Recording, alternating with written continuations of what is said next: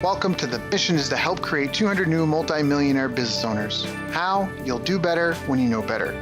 In my interviews, you'll hear from self-made millionaires, seven-figure business owners, authors, and world-class experts sharing how they did it so you can too without experiencing the same obstacles they did.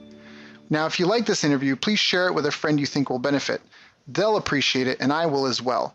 You can also connect with me on social media. Look for Daryl Urbanski, D-A-R-Y-L, Urban Ski, U-R-B-A-N-S-K-I, and add me so we can be friends.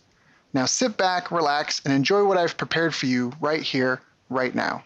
Hello, everyone. Thank you for joining us. My name is Daryl Urbanski, your host as always. And today we are joined by Gleb Tspursky, a well-known scholar, entrepreneur, author, speaker, consultant, and coach who helps leaders plus organizations use science, specifically to avoid disaster through science-based strategies for effective decision-making, emotional, and social intelligence.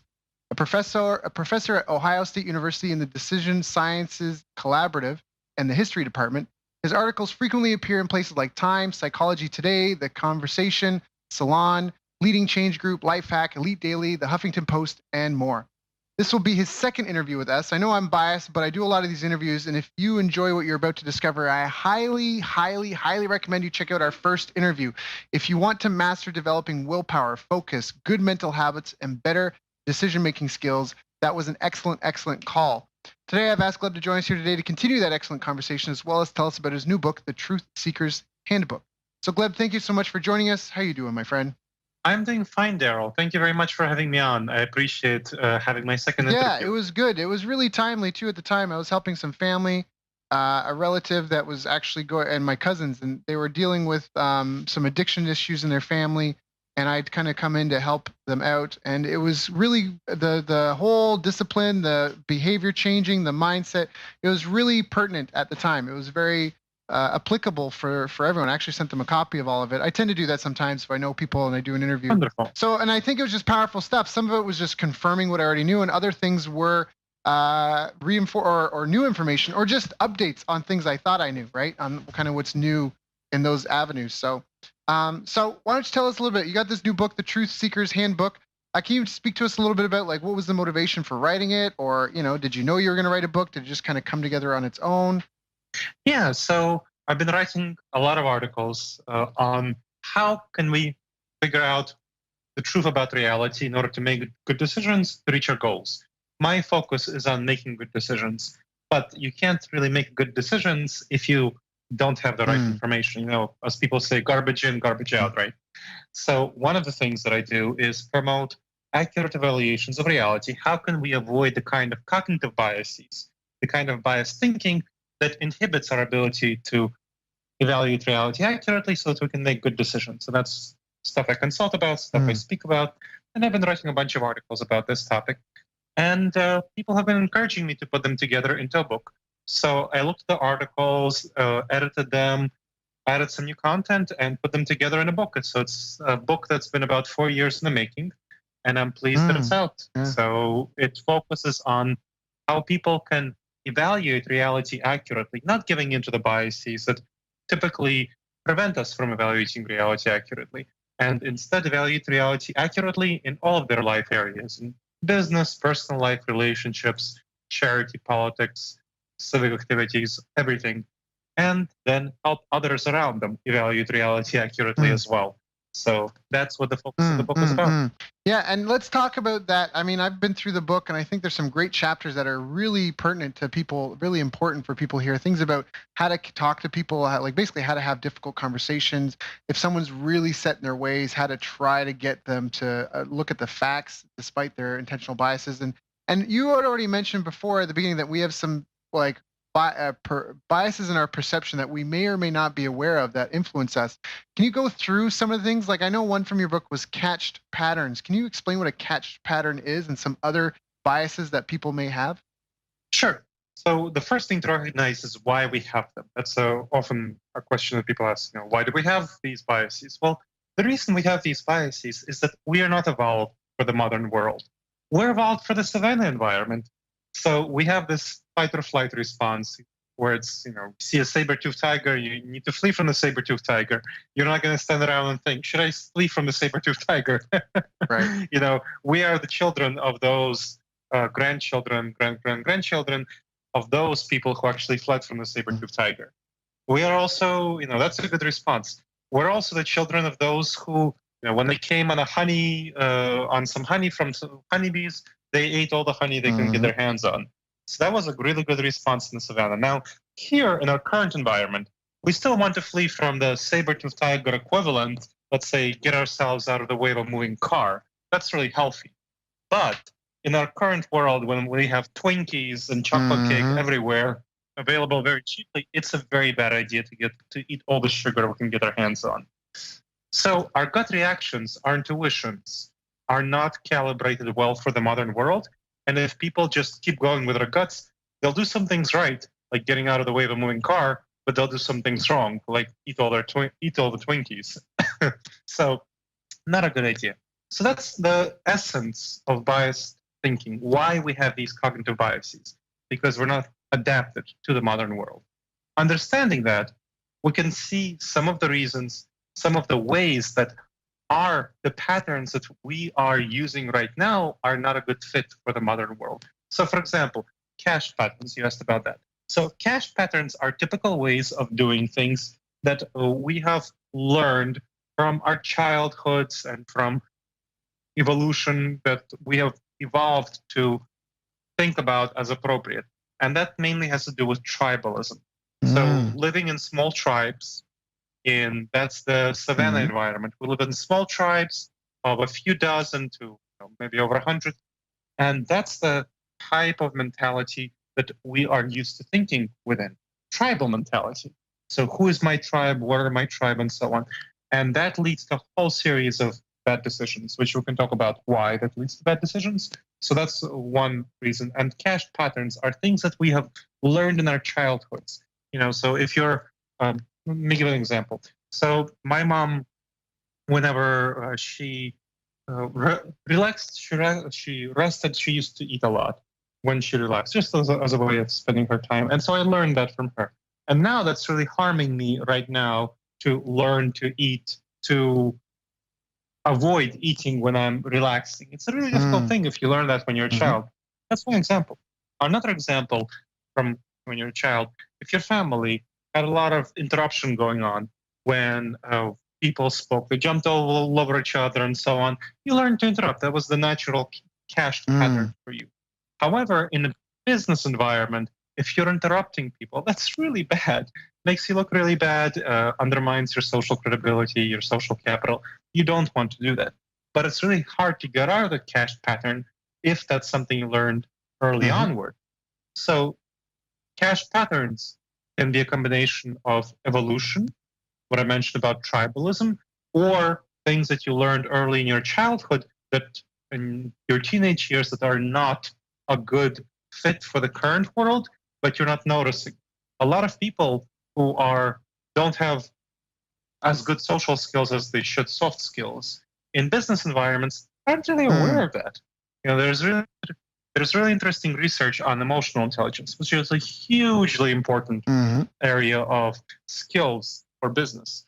Now, the research shows that that people who have some emotional intelligence and are aware of its importance are really focused a lot on getting more emotional intelligence training, development, because they know how important it is.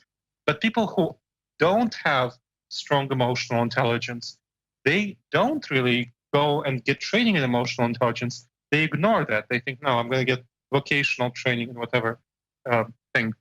And they ignore the importance of emotional intelligence, and that really stumps their career growth because they are not aware that this is a blind spot for them. So that's another example of a cache pattern. Yeah, so you're talking about the non-cognitive skills there, that just by being smart doesn't guarantee your success at things, because a lot of times to be successful at something, you have to collaborate with other people. And that's where emotional intelligence or just social intelligence are tools that would really help you benefit your I was saying pursuing your cause, but just pushing your idea forward and just achieving it. I mean, we're social creatures. Not all of us work in team environments almost in every facet of our lives. I mean, this is a podcast interview, but it's still a team event between you and I, right? So that's the balance between those, right? And that's where I think a lot of the value of some of the chapters of your book, especially on like collaborating with other people and having those difficult conversations. how to communicate better in your personal and your civic life areas. I think that's a real value tool for that, because some of us may think that we're really good at it and we may think we're fantastic communicators, but if we were to be put in a lab setting and observed in different scenarios, may find out we actually really suck. And and that's the whole unconscious incompetence. You don't know what you don't know. And then of course the conscious incompetence, where you realize, and like you mentioned, the people who are aware of the importance of these non-cognitive, these emotional intelligence, these social intelligence skills, that they want to develop them more because they're conscious how incompetent they are, and they want to get to a place where they can consciously be competent, so one day they might unconsciously be competent and just naturally have great skills. And that's a level of mastery a lot of people try to strive for. So I guess to pivot this a bit, can you talk about how this impacts we already kind of mentioned it a little bit, but can you talk about how it applies in a business scenario, and maybe is there any tools that you can give people, like a couple acronyms or something that we can remember to help when we want to, go through these things and we're caught in a cash pattern or some sort of bias that's limiting us? How do we escape our limitations? Excellent question, and definitely great insights about emotional and social intelligence. With emotional, these are things I consult about quite a bit. With emotional intelligence, meaning self-awareness and self-management, awareness of one's own emotions and management of one's own emotions. And social intelligence, meaning awareness of other people's emotions and managing their emotions. So both of these things are really important for addressing the kind of biases that we would tend to see in business environments. And let's get to a common situation. Let's say a hiring situation. So let's say you're deciding to hire someone, if you are an employer, or deciding to work with someone if you're a solopreneur or trying to have a business relationship with someone, and you're just evaluating whether the person is trustworthy. That's a really important question. Now, unfortunately, our tribal instincts, our tribal intuitions are just going to lead us astray. This is a really bad area. It's a really bad fit. It's a context. So the first thing to notice when you're evaluating these situations is this a context where my background in the savannah, the gut intuitions, is it going to serve me well or is it going to serve me poorly?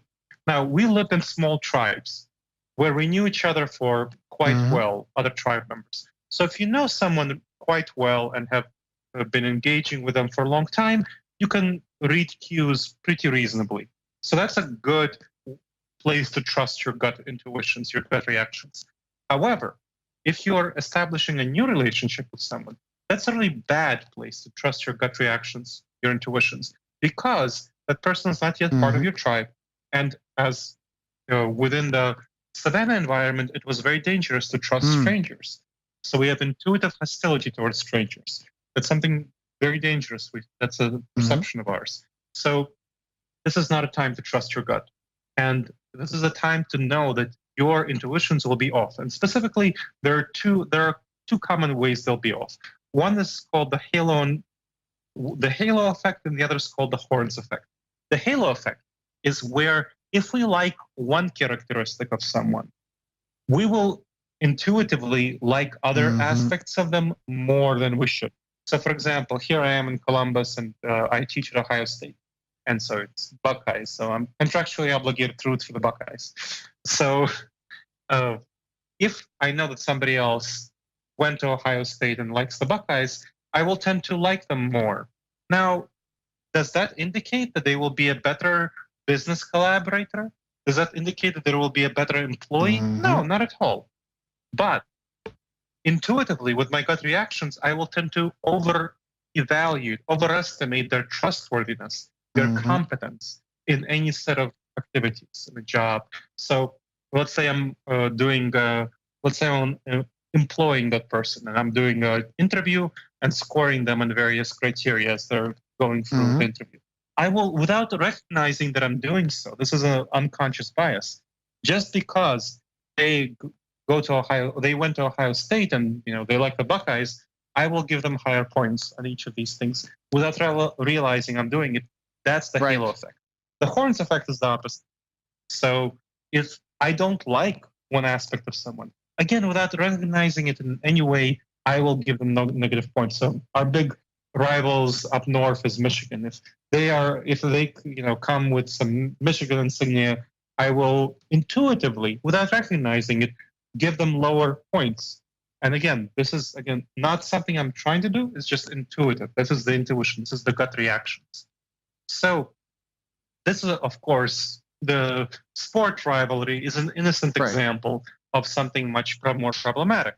Sexism, racism, various ethnicity, religious, cultural, socioeconomic differences that really can get you in trouble if I do a lot of consulting for HR and hiring and so on. And this is one of those big areas where we talk about this as a huge problem. This is a big. So this is a problem. The way to solve this in the context of hiring or deciding who to work with if you're a solopreneur, a really good way is to go against your intuitions deliberately when you're putting numbers on things. So if you notice somebody has some characteristics that you don't like for some reason, maybe their accent is off or something like that, however they're different from you, the more different they are from you, the more additional bonus points you should give them. And the more similar they are to you, the more you should subtract from them to correct for your intuitions. Right. So this is just a corrective exercise. And this relates back to something else without numbers. Numbers are something that wasn't present in the savannah. So if using numbers is something that can really help offset the gut reactions that lead us astray. And so putting numbers on your intuitions and correcting them using bonus points, adding them or subtracting them is going to really help you make more effective decisions to reach your. And I can attest to this. Goals. I used to hire based doing an interview and asking some questions, and going through to make sure I'm asking the right questions and what their physical income is versus their psychic income, and and their background experiences and how they would handle scenarios. And then I started doing something when I hire people is I started having a spreadsheet where I would come up with 3 to 5 factors or criteria I thought were the most important for that role, whether it was a personality type, like they need to be judging and very analytical, or they have to be super organized, or they have to be very creative, and coming up with these 3 to 5 things that I think need to be there in order for someone to be successful. And then I would rank them and weight how important these criteria are versus other ones. And then I would go through and when reviewing applications before I set up the interview, I would rank them based off the resume that they sent me and the little information that I had, how they've come so far. And then I would update that. I would take the best candidates, if depending on how many applicants. I had one where there was like 40 applicants, and after narrowed it down to a group of 5, and then I would do a group interview. And in the group interview, I would then update those, see how I felt, and I would sign a homework task or a sample task to see, how they responded. And the ones that matched the closest to what I thought they were, you know what I mean? Like I tried to get the best picture of it I could. And I did this recording at the point in time of this recording, I did this for the last 2 hires that I did, and I thought they were some of the best hires that I'd done in terms of fit for role. Because the problem that a lot of people have, to speak to your point, is when they want to hire people, when they like someone, often you're hiring someone to do a job that you don't want to do, depending on the size of the company. And so if you hire someone that's just like you, they may not want to do it either. And so that's where you have to understand that in a team, you need every color of the rainbow. You need that, because that's what's going to build a well-diversified team. So just to speak to your point there, I think that's a really powerful tool. Absolutely. And we don't even realize the biases we put on things. I mean, they did a test. It was like being introduced to a new person, I think it was. Correct me if I'm wrong, but it was like having a hot drink or a cold drink before meeting a new person, and then being asked to assess them afterwards. And the people who got the hot drinks thought the person was warmer, and all the personality traits we associate with warmness. And the people who got the cold drink associate the person with colder. And that was just the drink that they got, they drank before they met them. So yeah, sure. We're definitely. That's a phenomenon called priming, where we are thinking about something. We had a certain association, and we interpret the situation through that initial association we had. And that's definitely a common psychological phenomenon that causes us to make bad decisions when we're primed to think in certain ways. Absolutely. And that's definitely a good approach to hiring, to put numbers on people and on their criteria and evaluate them that way. You're much more likely to make an effective decision. I would encourage you to also check with you if you like the people in some ways and correct them corrected for liking and also disliking. Mhm. Again, it doesn't have to be clear liking or disliking. It's just more difference or Yeah, less if difference. I notice or I more prefer similar. someone, maybe tone down their scores a little bit by a point or two. Yep. Because Exactly.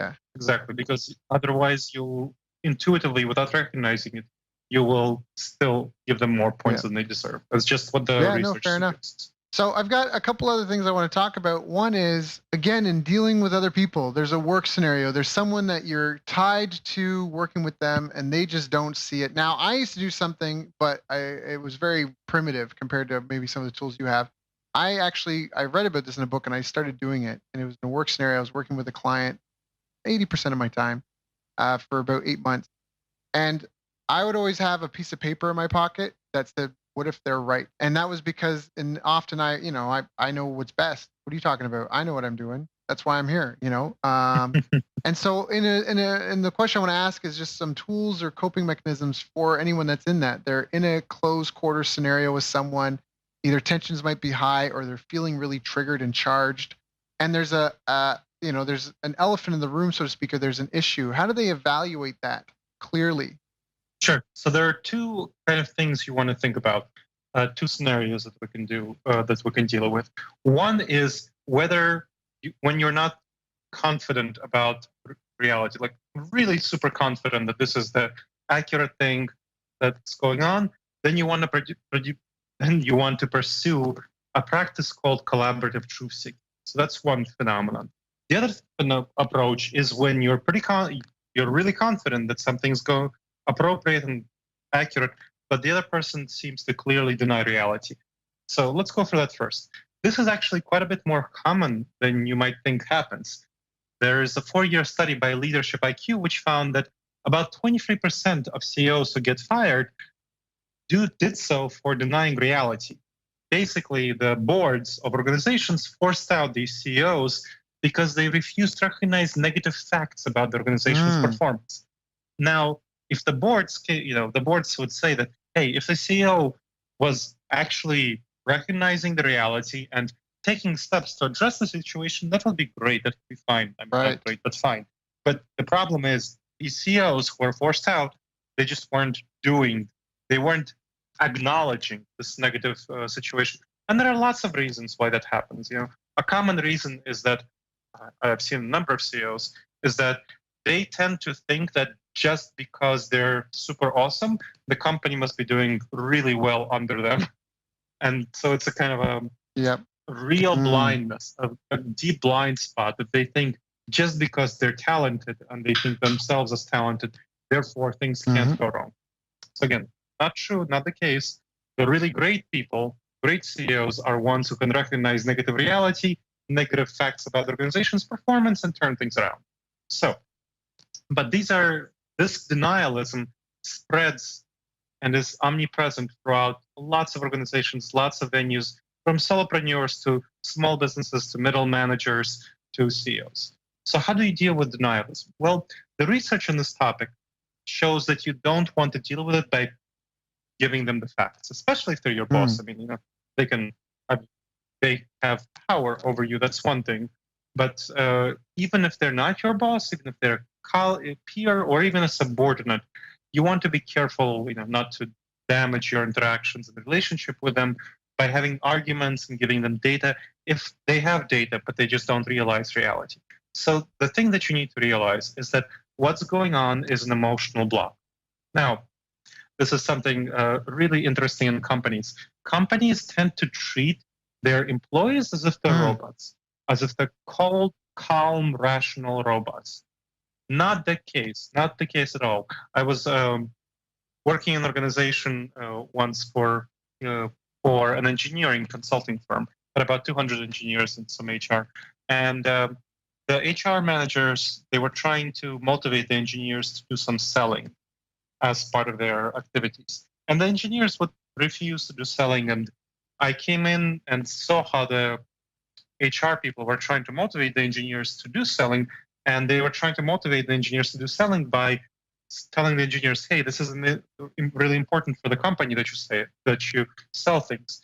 And I talked to the HR people and said, well, this is not really emotionally motivating to the engineers to do selling. And they were said, what, engineers have emotions? I mean, they don't present as if they have emotions, but of course they have emotions.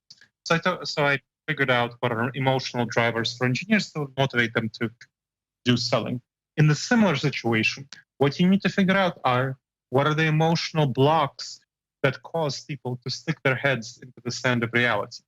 So what are they afraid of? Let's say with a CEO, who we talked about in the beginning, the CEO might be afraid of being seen as a weak leader because under them, the organization is not doing well. So that might be the cause of them denying reality, flinching away from reality, and refusing to recognize negative information. So, okay, that's fine. Then the next step, and that's the first part of a broader strategy called EGRIP: emotions, goals, rapport, information, positive reinforcement. So you got the emotions. Now you figured out what the CEO is concerned about. Then you go to the goals. You establish shared goals with the CEO. So you talk to the CEO about, hey, we both want the company to do well financially. That's really important. And we want to make sure that you're seen as a strong leader. So that's, establish shared goals. CEO's happy with that. Then you go to rapport, build up rapport, show that you're trustworthy, show that you care about the CEO as a leader, that you care about his status as a leader, that's important to you and the profit of the company. So build up that relationship. Next, you present, that's the third step.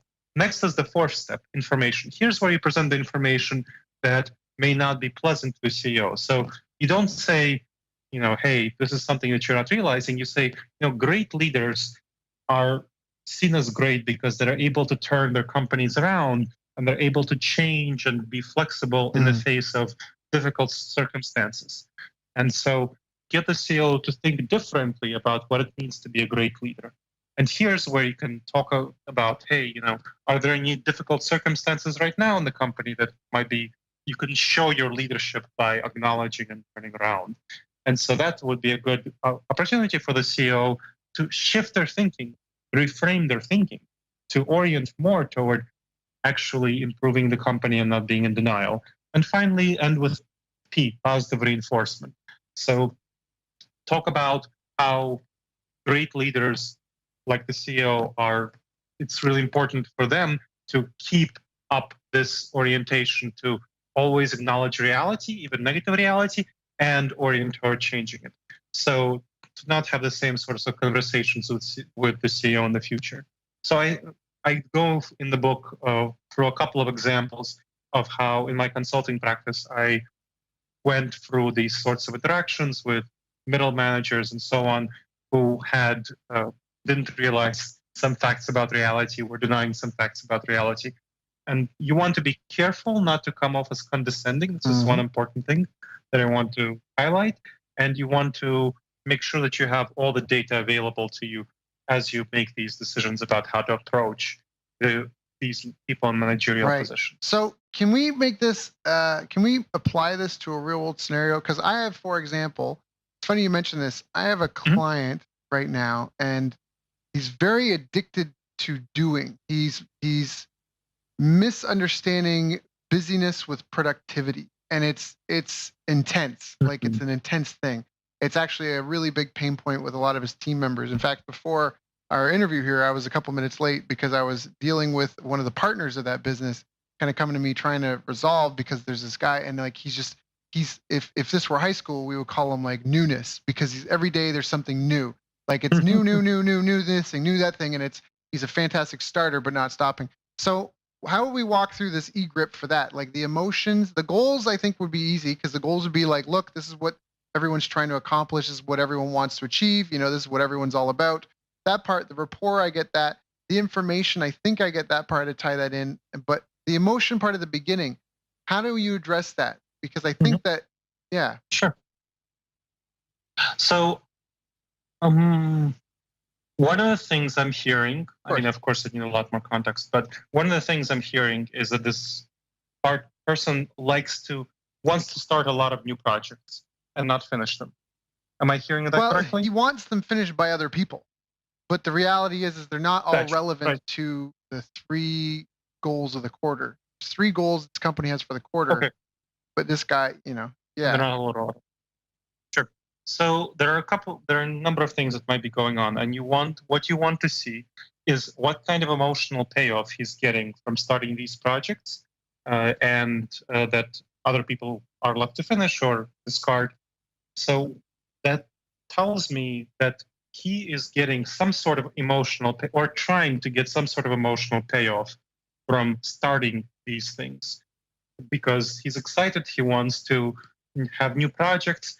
There's a certain personality type, and this actually aligns in some ways with my personality type, of people who are intuitively optimistic and risk blind, who like to generate ideas, brainstorm, be creative, and they don't see the problems with their creativity and how this creativity doesn't necessarily align with the broader strategy and organization of the project. So what I tend to do in these sorts of situations, when I come in and find that one member of the team is like that, I tend to pair them, and this person tends to usually be very optimistic, tend to pair them with pessimists who would work with them and not simply knock down their ideas, but help improve their ideas, help that person acknowledge that, hey, some of your ideas are always going to be half-baked, and that's fine. Let's just treat your ideas always as half-baked, not as definitive things, but as suggestions. And then see how this more pessimistic person can work with you to improve some of the ideas into worthwhile projects and discard some of them that are too half-baked, that are third-baked or quarter-baked. Right. So work on those. And then at that point, I would, if the projects that are judged worthwhile by the organization, I probably give them to somebody else to finish, because this person is not likely to be able to have the talent to finish them, and may not be the best use of his energy or skills. So in a conversation that would work so the emotions would be, find out the emotional payoff. So maybe his payoff would be being a doer, being a leader, like you said, brainstorming, being like this, seeing himself as this creative visionary, leading us into new victories, right? Type thing. That's the emotional payoff. Yes. So the conversation to have with him would be like to kind of identify him in that role. Hey, so and so, I know that you're really good as a leader and a doer, and you're really fantastic with this sort of thing. Right now we've all agreed on these types of goals. These things. I know that you've got the skill sets, and especially with those, being such a great leader and doer, you can really help us make headway into doing this. But, some of these things are not that's where I'm kind of getting caught up, because now I'm at the information part. Sure. The information would be, however, some of the team are struggling because this thing don't really tie into the major goals, right? And then how to positive reinforcement at the end. Could Sure. you? So I would encourage you to position it as something like, can you describe or think about which of these projects most effectively tie into these goals that you see, and please explain why they most effectively tie it, because you are a visionary leader and you are clearly ahead of the rest of us. I'm not sure I follow your vision. Can you help bring us along? Right. So that's, see what I like there, and that was why I wanted to have a concrete example for the listeners and for myself as well, is because that's a differentiation where I was going to try to walk them through it. You're going through these steps to let them lead themselves, almost like in the Socratic method, right? Like letting them lead themselves to the conclusion where they might go, well, none of these tie into that goal, right? And then they kind of right. So that's part of that's part of the rapport. So you kind of establish trust. You show them that you trust them. You trust them to be a visionary leader. And if you know that that's the emotional payoff, that's kind of the benefit they're getting, then you have the shared goals of the projects. Then the rapport is where you're building up trust. You say, hey, I trust you as a visionary leader. Help me understand what you're doing here. And the information part is, more implicit there, where you're asking him to show you where and how these projects tie to these goals. And that might be a time to talk about, resource limitations or so on as part of the information. And so that might be a part of the conversation. But basically, you want them to put it on them to put it on him to show you how these projects tie into the goals and which of these projects tie into the goals the best out of the projects that he describes, and kind of have a conversation about that because of natural resource limitation. I'm sure he knows that. Yeah, no, that's excellent. That's a great example. Now, how about with long-term goal planning? What are some of the things that people get tripped up on with long-term goal planning? And then what are some tools that we can use to help with that? So yeah, there's lots of ways that people get tripped up. One of the most fundamental things is planning fallacy. So there was an interesting study conducted where students in the same class, a large class of students, there was one group of students asked, hey, here's this end of term paper. Now, if everything goes perfectly, how long do you think it will take you to do this end of term paper? And they said 6 weeks. And there was another group of students from the same class who were asked, hey, how long do you think that it'll take you to do this end of term paper? And they said 6 weeks. Right. So, how likely is it that everything will go perfectly? Very, very unlikely. It's almost a zero probability that there's some, dog will eat your homework, you won't have food, something will break down, get drunk or something. This is college students, right? Not the same thing for a business environment, but I see it all the time in business where people have a project and they don't put in nearly enough money and time to complete the project for unexpected contingencies. They think that everything will go perfectly and they just plan for things to go perfectly. So that's a really huge problem that I see very often with projects. Now, what really helps to address that is to understand that our mind, our gut intuitions, the gut reaction does not recognize problems intuitively. It just doesn't recognize problems. It thinks that our plans will go well. Even when it sees other people's plans go awry, it thinks that our plans will go well. What really helps to address that is a strategy called pre-mortem. So pre-mortem is a strategy where, you heard about the post-mortem, where you look after the fact that what went wrong. Pre-mortem is a strategy where you imagine in advance that the project failed, and then you try to go back and consider all the possible reasons that it failed. Then, once you consider all the possible reasons, that really helps to address the planning fallacy, basically. Because then you're like, okay, it failed. Why did it fail? Let's talk about all the reasons why it failed. You look at all these reasons and you pick the most plausible ones and think, hey, how can I address these problems? How can I prevent them? How can I make sure that these problems don't derail this project? Now, sometimes as a result of doing a pre-mortem with organizations, we figure out that maybe a project shouldn't happen. And that's actually a great outcome. Sometimes, the product shouldn't be launched. You're not ready for it. You might be ready later, but it takes some more time to get ready, to put in things in place that you need to prepare for before you have the project launched. That's a really good strategy. That's a really good outcome. And sometimes you might not want to do the project at all. And that's a surprisingly good outcome if you decide that you don't want to do the project at all. People underestimate the importance and value of the outcome of choosing not to do a project. So just be very clear. That's a really important and positive outcome sometimes. But yes, when you do a pre-mortem, that can really help you address a lot of problems. And what else? That's the thing that I remember I did a workshop on project management and creating Gantt charts. And that's that whole risk assessment thing. It's really powerful because, like you say, you come up with why might this project why it failed, why were the reasons why it failed, make a list of those, and then be like, all right, well, what are we going to do to make sure that this doesn't happen? Or what are we going to do as soon as we feel this is happening? And then it also lets you adjust your time schedule for how long things will take, and have those plans in place. And like you say, it's a hard thing to do. It's a really hard thing to do. And I know we're especially this day and age, we're in such a world of self-gratification. But people don't appreciate the time they're walking down the street and they turn left instead of right, so they didn't get hit by a car. It's hard to appreciate the bullets that were shot at you that didn't hit, because they didn't hit you for you to really, to feel that pain. And so, like what you say, if you go through this and you're like, it failed, instead of just hoping for the best, like go through the project. Why might it fail? What would be the causes? Let's put up some contingencies in place now. And if it's too hard or too costly or too expensive to make it work in a worst case scenario, it might be better to walk away or think of a simpler way to do it.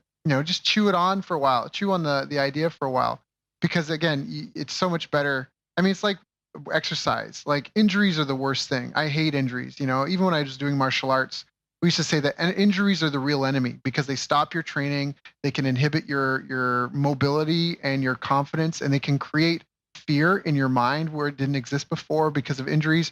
So it's the same sort of thing I think like this. Like by just being a little more cautious with your projects and planning, you're more likely to be successful. That's a great tool.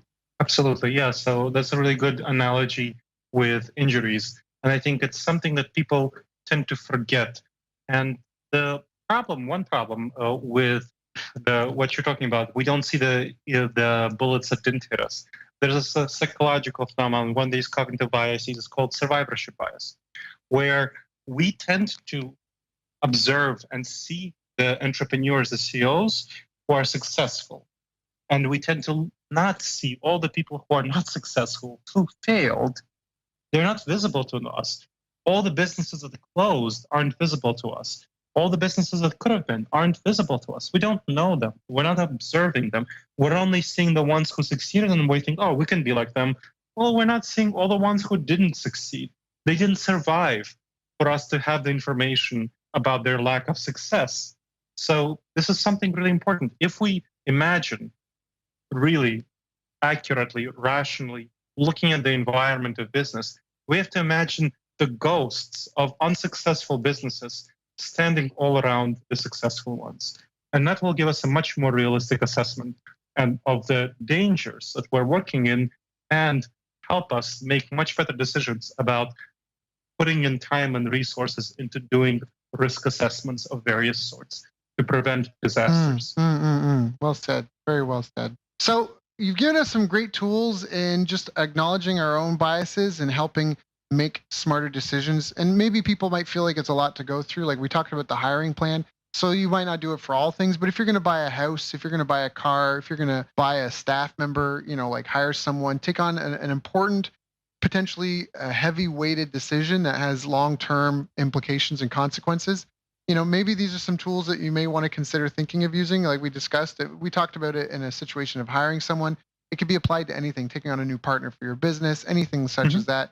We also talked about how to communicate when there's a breakdown in communication and either we are the one with a cognitive bias or we're the one that's got some sort of that have shut down or are refusing to acknowledge reality, or if there's someone else that's not accepting reality as it were. And then we also talked about planning and project management and some tools to help us be more successful with our plans and our goals. Is there anything that I didn't ask you that I should have asked you about? No, I think that was great. And one thing I would add is that while the things that we've talked about, the decision making is wiki decisions. If you go for the book, The Truth Seeker's Handbook, a science-based guide, thing is you pick up mental motions that can help you in any sort of situation. You can make quick decisions. Do I buy that desk or do I not buy that desk? If you learn the mental motions behind the more complex decision making, you can very quickly think, what are the criteria I'm looking for in a desk? You don't just go with, this desk looks nice. You think, okay, here are the three criteria. Here are which of these is more important, which of these is the least important. Let me rate the desks here in the store on these three criteria and evaluate very quickly which desk I want for my office. Yeah. Very easy. And especially quick. We didn't talk about it all, but you mentioned like the elephant versus the elephant rider. And I think helping people understanding kind of how their mind operates, that a large percent of your brain is just an emotional kind of reacting thing. And then there's a small part of it that kind of helps steer and control and is more rational and analytical. And you might be able to assess if you're in a situation. If you're in a situation, this is often common at conferences and such, where they try to create a buyer frenzy. Are you caught up in the moment? Are you being taken for a ride by the elephant, or are you driving the elephant where you want it to go? And so you'll find some tips in the book as well on that and how to recognize those moments that you're in and differentiate between the two. Absolutely. And that's one of the really important things, that conferences didn't exist in the savannah environment. Right. Yeah. Yep. So this is a time to, anytime you're in an environment that's not like the savannah environment, it's time to be more cautious and not trust your gut. Because you never even know when people might be using these against you. I've been to conferences where I know they were about to make a large dollar offer, like multi-$1,000 offer from the front of the stage. And I went to a few of this gentleman's conferences, and I noticed a pattern that every time before he made the pitch for this thing, the temperature in the room would drop to below comfortable. And it was because once he made the command to go, if you're interested, to the back of the room and fill it up, nobody wants to be in the room because everybody's frozen. So everybody stands up, which creates, right? It triggers the people that were already on the fence, creates a scarcity, an impression of scarcity. I mean, there's ways people use this stuff against you that you aren't even aware of. It really is, whether they're con men or whether they're just legitimate business people that are just helping you overcome yourself. A lot of this is, in some ways, that's also necessary. I mean, that's part of selling, is helping people overcome their own mental biases to come to a rational decision that your product or service is what they need and will help them, and that they're really stuck in a fear mindset right now, or a scarcity mindset. Sometimes that happens. Someone's income gets cut by half, and suddenly they're in this scarcity mindset, and so they're kind of clawing at straws everywhere they can, and they're really sensitive to anything that maybe they wouldn't be if they weren't in that sort of scenario. So definitely check out the book. You can find this book, The Truth Seeker's Handbook, and others at Gleb Tspursky. Forgive me if I didn't pronounce that right. GLEBTSIPURSKY.com. Once again, that is Gleb TSIPURSKY.com. Or I'm assuming, are you on all the other channels like Amazon and all that stuff? Yeah. Perfect. Yes. Yep. Absolutely. You can find the Truth Seeker's Handbook, a science-based guide on Amazon, as well as on my Perfect. website. There you go. So check those out, Gleb. Thank you again. It's always super informative and very practical and has real world implications and applications. I think it's fantastic. If anybody enjoyed this call, you definitely want to listen to our previous interview we did. It's on a different vein, but similar topic, and full of really good, actionable, applicable things that can help make your life and your business run better. So Gleb, thank you so much for joining us, my friend. It's always an honor and a pleasure. I appreciate you, and thank you for coming and sharing with my audience. Thank you so much, Daryl. It's always a pleasure to be on with you as well. You've reached the end of our interview. Now, first, let me thank you for listening. I appreciate and respect you more than you'll ever know. And now I'd like to ask you a couple of questions. First, what 3 lessons did you just learn? What 3 aha moments just jumped out at you? Second, what can you implement for yourself and your business in the next 24 hours? Third, what can you give to someone else to help you with, or give to them to just do it for you? Whatever it is, remember, taking action is the secret sauce to results. Now, if you think this interview would be helpful for a friend, please give them a link to it. It'll help them and it'll help me too. I'd also like to invite you to help me find out more about the challenges you're facing, your dreams, your goals, and how I can help you overcome what's holding you back. We both do better when we know better, and your success is my success. So please reach out and interact. You can visit our website, bestbusinesscoach.ca for Canada or California, where I'm from and where I'm living. You're welcome to also try out one of our paid programs. You can find us on YouTube, Facebook, and pretty much every other social media channel you can think of. You should also subscribe to the podcast, and if you're enjoying them, please leave us a nice review. It really helps. That's all for now. Once again, thank you. Take care of yourself, and remember, the world needs the best business you can build. And I believe in you. So look, I was privileged enough to sit in the room the other day and listen to Daryl present. I had the great fortune to spend some time with Daryl Abrinsky during this week, and we had an incredible 2.5-hour presentation with Daryl. Daryl was amazing. I got so many little nuggets of wisdom. I hadn't heard Daryl speak before, but what struck me from his presentation was he's one of these hidden masters in the internet marketing world who's worked on some pretty incredible launches. Daryl has a ridiculous amount of knowledge. Daryl Abrinsky's presentation was absolutely great. I really loved an incredible knowledge of numbers. He is a very articulate, very knowledgeable, very advanced marketer. Well, he talked a lot about keyword tools and how to research your niche. So it really created a lot of predictability around moving forwards in our business with the marketing and sales aspect, which is so important to any business to really see it grow. Where he walks you through step by step how to judge in detailed form how much money you could potentially make from a market based on AdWords, keyword research, and putting together quite complex Excel spreadsheets.